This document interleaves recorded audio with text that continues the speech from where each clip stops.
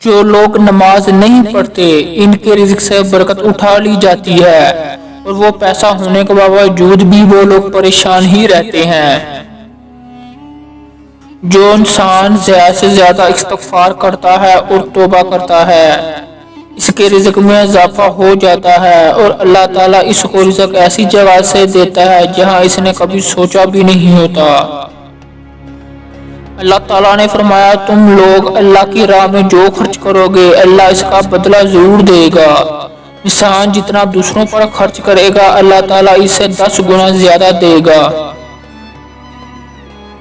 جو لوگ گناہوں سے دور رہتے ہیں اور تقوی اختیار کرتے ہیں اللہ ان کے لیے آسمان سے رزق کے دروازے کھول دیتا ہے۔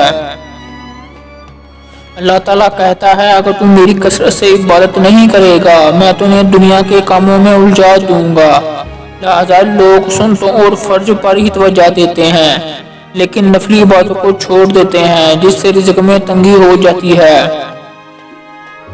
حدیث میں آتا ہے حج اور عمرہ گناہوں اور تنگ دستی کو اس طرح دور کر دیتے ہیں جس طرح آگ کی بتی سونا چاندی کی میل کو دور کر دیتی ہے۔ 7واں دروازہ رشتہ داروں کے ساتھ اچھا سلوک کرنا ہے۔ ایسے رشتہ دار سے بھی ملتے رہنا چاہیے جو آپ سے قطع تعلق ہوں۔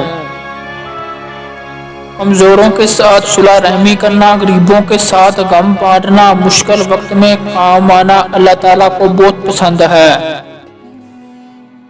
جو شخص یہ عقیدہ رکھے کہ اللہ تعالیٰ دے گا تو اللہ تعالیٰ سے ضرور دے گا، جو شک کرے گا وہ پریشان ہی رہے گا۔ جو انسان زیادہ سے زیادہ شکر ادا کرتا ہے اللہ تعالیٰ اس کے لیے رزق کے دروازے کھولتا ہی چلا جاتا ہے۔ حدیث میں آتا ہے کہ نبی صلی اللہ علیہ وسلم نے فرمایا کہ اللہ تعالیٰ فرماتا ہے کہ میں رزق بڑھا دوں گا جو شخص گھر میں داخل ہو کر مسکرا کر سلام کرے۔ جو آدمی والدین کی فرمانبرداری کرتا ہے وہ شخص کبھی تنگ دست نہیں ہوگا۔ جو شخص نیک نیتی کے ساتھ ہر وقت باوضو رہے گا اللہ تعالیٰ اس کے رزق میں کبھی کمی نہیں ہونے دے گا۔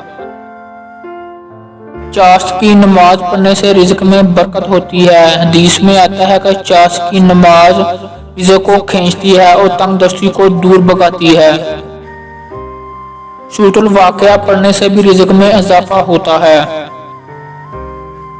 جو شخص سچے دل سے اللہ تعالیٰ سے جتنا زیادہ مانگتا ہے اللہ تعالیٰ اس کو اتنا ہی زیادہ رزق دیتا ہے۔